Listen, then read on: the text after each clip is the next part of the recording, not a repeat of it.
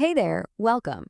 So today we're diving into something I think we've all felt at some point, that tricky sense of how to tell the difference between someone who's genuinely smart and someone who's just, really good at sounding smart. Let's get right into it. You know the feeling, right? You're in a meeting, maybe just chatting with someone, and they're using all the right buzzwords, they're quoting all the top experts, but you just get this nagging feeling. Something deep down is telling you that they don't actually get it, that there's something missing under the surface. Well, let me tell you, you should absolutely trust that gut feeling. You're not just being cynical. Psychology actually has a name for this whole thing, and once you understand it, it's like a key that unlocks your ability to see the difference between real intelligence and, well, a really good performance. It all kicks off with a concept called the competence illusion. This is pretty much the foundation for everything we're going to talk about. It's a cognitive bias that trips a lot of people up, not just the person faking it, but us, the listeners, too. So what is it exactly? Well, the illusion of competence is basically when our brains mistake simply being familiar with something for actually understanding it. You've heard the term a bunch of times or you've memorized a few key facts. It feels like you know it, but there's a huge gap between knowing of something and truly knowing it. I love this analogy because it makes it so clear. Think about cooking. Pretty much anyone can follow a recipe, right? That's just imitation. But a real chef understands why you sear the meat before you braise it, or how adding acid changes a dish. They can invent something new because they have that deep underlying understanding. They're not just repeating steps, they're creating. That's the core difference right there. Okay, so how do we actually spot this out in the real world?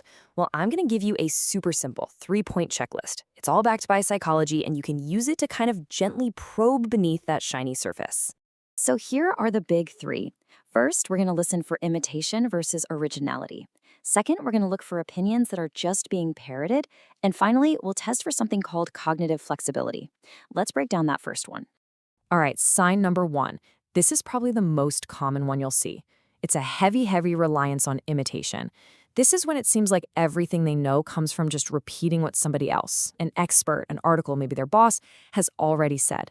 There's no original thought, no synthesis. It's just a playback. You'll hear phrases just like this one. Notice what's missing. There's no personal interpretation. There's no, here's why I think that expert is right, or here's how we could adopt this to our specific problem. Nope. It's just a clean copy and paste of someone else's conclusion. So let's move on to the second sign, which really builds on the first. This one is all about opinions. See, someone with genuine intelligence forms their own conclusions. They might end up agreeing with others, sure, but they did the work to get there. Someone faking it often just adopts a popular opinion as a shortcut. This is such a classic tell. The reason for their belief isn't based on logic or evidence that they've wrestled with themselves. It's just based on popularity. Everyone else thinks so it must be true. It's a way to completely bypass the hard work of actual critical thinking. And that brings us to what I think is the most powerful test of all, cognitive flexibility. Real intelligence is kind of like a strong, bendy tree branch. It can adapt when the wind blows. Faked intelligence? It's like a dry, brittle twig. The second you apply any pressure, it just snaps. So try this next time. Gently challenge their position. Ask a simple hypothetical question. Something like, okay, but what if this one thing were different? Or, that's interesting, have you ever considered this other perspective? And then just watch how they react. This is usually where the facade just crumbles. And there it is. Someone with a real, deep understanding will actually engage with your question. They'll probably say something like, that's a good point. Let me think about how that changes things. But someone who's just working from a memorized script, they'll get defensive, they'll dismiss your question, or they'll just repeat their original point, maybe a little louder this time. Their knowledge is like a house of cards. One little push, and the whole thing falls over. So why does any of this matter? I mean, who cares, right? Well, this isn't about being judgmental or trying to call people out.